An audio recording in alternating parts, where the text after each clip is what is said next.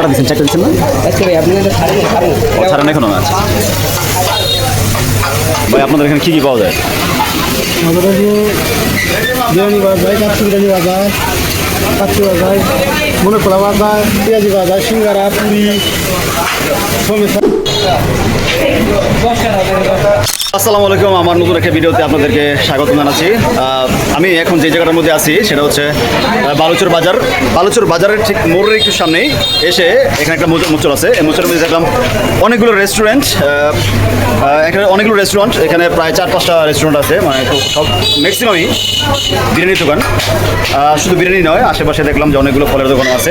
ঘুরে যেতে পারেন। বালুচর বাজারের ঠিক সামনেই 1 মিনিট দূরত্বে বালুচর ব্রিজ, বিশাল বড় ব্রিজ। এখানে ঢাকা শহর থেকে বিভিন্ন জায়গা থেকে মানুষজন আসে ঘুরতে।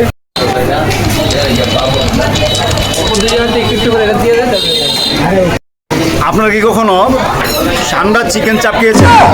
এটা হচ্ছে সান্ডা চিকেন চাপ। দেখেন, এটা সান্ডা, মানে শুধু সান্ডা। বালুচর যাওয়ার আগে আপনাকে প্রথম মাওলাঘাট পাড়ি দিতে হবে। মাওলাঘাটের আমরা পাড়ি দিচ্ছি। অসাধারণ সুন্দর সুন্দর দৃশ্য আকাশের। আমার পিছনে যে খালি জায়গাটা দেখতে পাচ্ছেন, এটা জায়গাটা অনেকে চিনেন। এটা হচ্ছে ব্রাহ্মণগাঁও।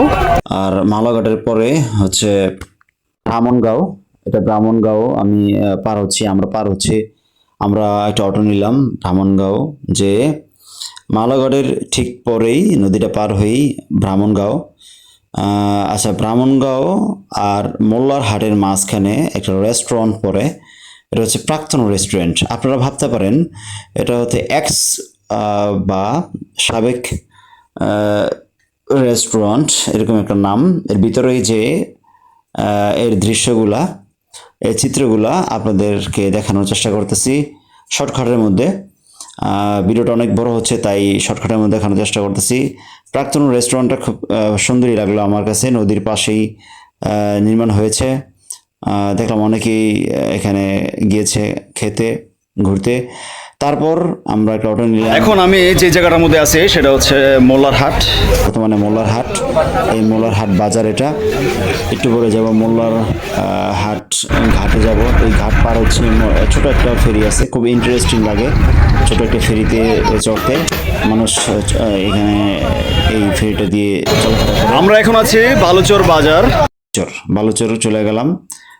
মোল্লার ঘাট থেকে প্রায় 20 টাকা করে ভাড়া লাগে অটোতে বালুচর যেতে। এমন কিছু নেই যে এখানে নাই, মোটামুটি সব কিছু এখানে আছে। ধন্যবাদ সবাইকে। Goodbye.